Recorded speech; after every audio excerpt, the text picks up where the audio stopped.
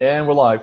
Hi, it's John here again with another Indie Entrepreneur Hangout. And this time we've got filmmaker, actor Walker Haynes, who's going to talk a little bit about his different productions and the things he's been working on and stuff. But before we get started, Walker, if you wouldn't mind sharing a little bit about yourself, what you're about, and anything that you would like to let folks know about, who is Walker Haynes?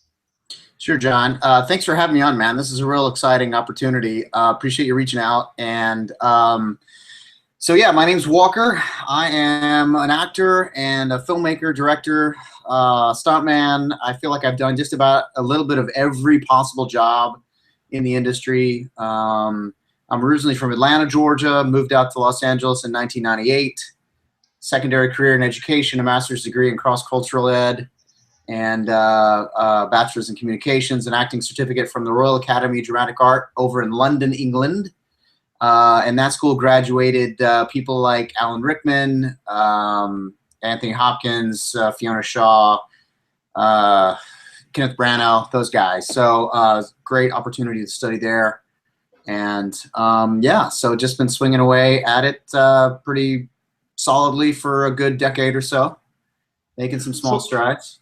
So what got you into, the film industry and for that matter, acting? What was it that kind of was, early on, something that kind of really inspired you to kind of go in that direction? Yeah, that's a good question. I was inspired to do this because I got cast in high school to play the role of Jonathan Harker in Arsenic and Old Lace. And if you've seen the film version of that, that character is played by Cary Grant. So that was really my first exposure to having the opportunity to play a leading role and developing that kind of a character. And I was really a shy kid, and being involved in theater at that point in my life gave me the opportunity to overcome some of that. So had a blast, really got bit by the acting bug in high school, and went on to get involved in college and community theater, and continued to drama school and moved to LA, and have been working away at it since then. So who would you say are different people that early on kind of continue to help you to kind of move down that direction that really, I don't know, maybe they were mentors, but maybe they were just inspiring, that people that kind of really motivate you to kind of continue on? Yeah, high school drama teacher obviously had a big impact on me early on. Miss Galloway at Killian Hill Christian School over in Lilburn, Georgia. And I attended there in high school. Went on to Bryan College, a small liberal arts school up in Chattanooga, Tennessee. My theater professor there was a good friend and a mentor. And then some of the professors in the English department, those guys really left the door open for me to engage them about discussions, regarding what I was going to do with my life and what I did with the passion of acting and wanting to get into that whole realm. And they encouraged me, as most mentors do, to pursue your dream. And so I think in college I really embraced that and moved out here to Los Angeles shortly after that. And it's really been important for me to surround myself with strong individuals who not only encourage me to continue to pursue it, but give you that grounding that you need just to stay, I don't want to say just positive, but to stay focused. Because really, at the end of the day, it's your career, it's your motivation to get up every morning and do everything you can for your career, because no one else is really doing it for you. So yeah. And there's a lot of people along the way that have given me that encouragement. Yeah, I mean, certainly, like you and I, I didn't mention it yet, was that we met through being on set on CSI New York.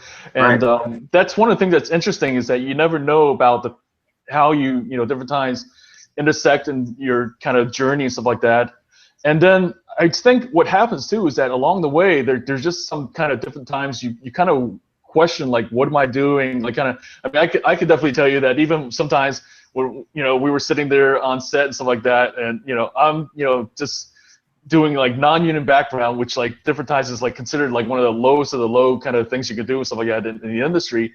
And you really question what am I doing, stuff like that. I mean, have you ever had those moments, what would you say kind of were some moments that like you really wondered what you were doing, like kind of, you know, like if you were like in the right place in the right time, like what can you take us to some specific moments that you really, you know, struggled with just, you know, continuing on this path?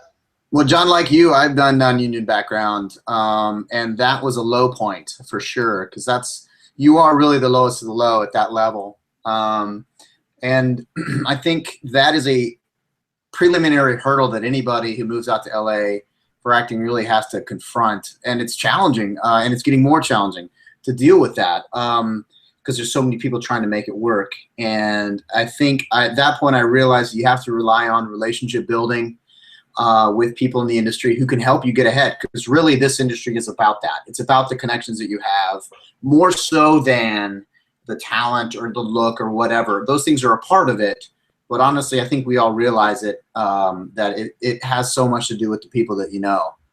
And so I think that realization was something significant for me early on, when I just was confronted with the day-to-day frustration of doing it, and realizing you really are, you know, the bottom of the barrel at that point. Yeah, I mean, that's what's one of the realities of the hardest things about understanding about it, because, you know, you can go to a prestigious film school or acting school, stuff like that, but no one's going to, like you said, even, and you can be the most talented possible, but no one's going to really care until you build those relationships. It's the idea that I often talk about with creative entrepreneurs, that a rising tide raises all ships. So as you each, the relationships that we build, you grow in the industry and stuff, everyone kind of rises together. I've seen that happen over and over again. So what would you say are some of the things that you've done to nurture those relationships and to kind of help each other?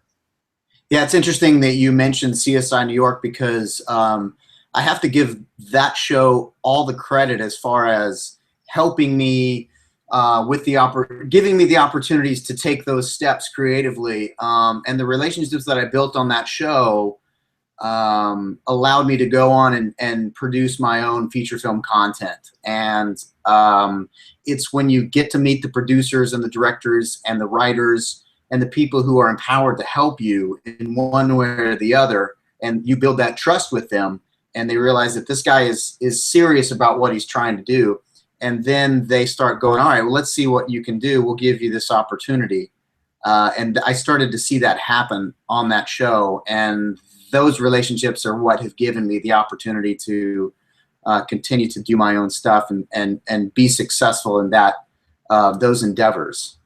So what helped you to, you know, finally take that step of coming up with your own production kind of? I mean, it's certainly, you know, like a lot of actors and a lot of folks, you know, in the industry talk about doing something like that, but you actually went ahead and made your first film. What kind of helped you to take that big step? Yeah, that's a good question. I ponder that sometimes, because honestly, I have done I've produced 3 feature films now. 2 of them have been major endeavors on my part. The third one, I just sort of came along and helped a good friend after he had gone through the whole process himself. I can't take any credit away from him for that.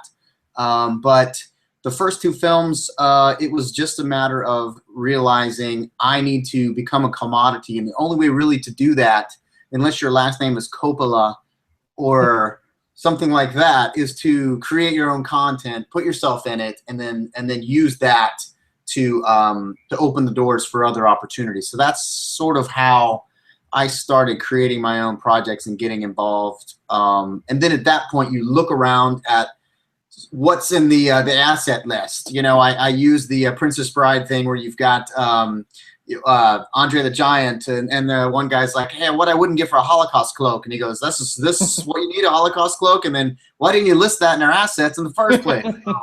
You know, that's sort of the point that I'm trying to make. You look at what your assets are, you look at what you can do with who's around you and what you have, and then you try to plug that into something that can be beneficial for everybody that's in that circle. And that's what I've tried to do, and I feel like I've become somewhat successful in executing that to a point where everyone has, like you said, been able to rise with that, who's been a part of it, and that's what brings success to a group of people. So with the different things you've accomplished and stuff, like what would you say right now so far has been your proudest moment, and what the different, you know, the films you produce and your acting? Yeah, it's hard to pick one because they're different victories for me, really. I'm an actor at heart. That's my passion. And it was fun to be involved in my first film, which is a Western called Gunfight at La Mesa. It was a very low budget project, but Lionsgate saw it. They picked it up for domestic DVD distribution. And being able to walk into a Walmart or a Fry's or some other retail store and see it on the shelf was incredibly satisfying. So that was a real amazing feeling. And then with this last film, Hamlet's Ghost, which is more of a time travel science fiction story, it was also my directing debut. Having the chance to be involved with some bigger actors, Barbara Niven from she's on Cedar Cove right now, which is a Hallmark show, but she came in and worked for a day on that. I'm sorry. Stephanie Zimbalist, who was opposite. Opposite of what's his name? Remington Steele. She played Pierce Brosnan. Yeah. Pierce Brosnan. Thank you. She played opposite him in that. She came in for a day and worked. So being able to rub shoulders with some real big talent like that. John Loprino worked for a number of days, and he plays a great character in it. And has a recurring character on One Life to Live that has basically recurred since the late '90s. So if any of our parents' generation watched One Life to Live, they would know exactly who Cord Roberts is, and that's who it is that's in my movie. So, getting the chance to interact with those individuals and build relationships with them and build trust with them to the point where their experience was so positive they'd be willing to work with me again. That it's hard to put a price tag on that. Yeah. So. Yeah, and trust is a really key word, because certainly, I think one of the things that as an artist or creative and stuff like that is a certain sense of vulnerability in a moment and stuff like that. And so, we all hear horror stories about the directors who are abusive or but certainly an actor is putting their trust in you in that moment and stuff. So what are some things that you do to kind of encourage them and allow them that room to be creative and to just share what they're really all about? Yeah. That's a great point. As actors, we want to be able to bring everything that we can to the moment, and you don't want to stifle that. I mean, it is a collaborative effort anyway, like you had mentioned. It's a lot of people working together for the good of what's going on, and being able to let people like Barbara and John explore and do what they do so well and nurture that within the context of the scene was really rewarding for everyone. And again, I think that goes back to the trust that I was able to build with them, to let them do what they do and not do anything that would box them in, so that they can express and they can do what we do as actors. That's part of the process that we want. We want to explore it. We want to challenge ourselves and the people that we're in the scenes with. And I think that they came away from the work that they did with that feeling. And it was really cool to see Barbara Niven win. She won an award at the Cinerocom International Film Festival just, I think, 2 weeks ago now for her role in Hamlet's Ghost. A small supporting role, but she did a great job, and it's good to see her honored for that. So, for somebody who's starting out and really trying to find their way in the film and entertainment industry, what are some things that you feel are key takeaways that you can offer them? Wow, that's a good question. It depends. The first thing I'll say is that it might depend on the age that you're dealing with. If you're moving out here, my buddy Cregan Dow was also in Hamlet's Ghost, and he and I have known each other a number of years. He moved out before he graduated high school with his parents from Florida. And if you have that kind of support and you're coming out here with a parent or a pack of people who can run you to auditions, get you doing the things that you need to do, that's a really big asset to have. I didn't have that when I moved out here. It was just me, and I was thrown to the wolves, and left to find my own way. And that has its own, survival merit, as you probably know. You got to build those relationships on your own, and you've got those tools. I mean, the times that we discussed this, it was obvious that you were making those inroads, and those skills were within your skill set to make those relationships and establish those connections. And that's what it takes, a strong interpersonal skill.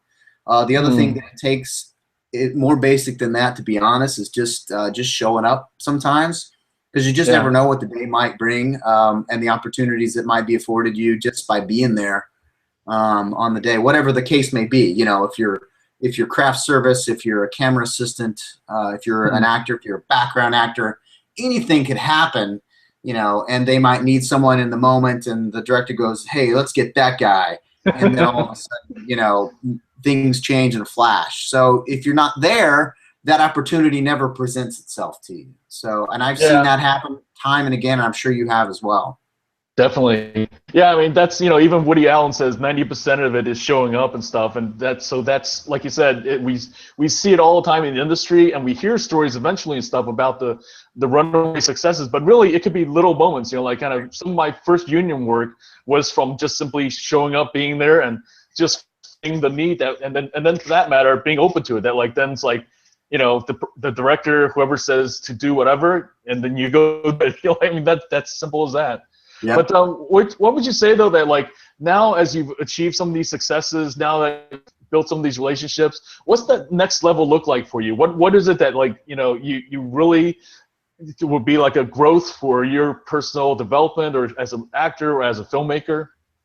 Yeah, that's the challenges ahead for me are getting those getting the more recurring type roles, or, you know, landing the bigger size auditions that really kind of put you into that higher echelon as an actor, and also as a filmmaker.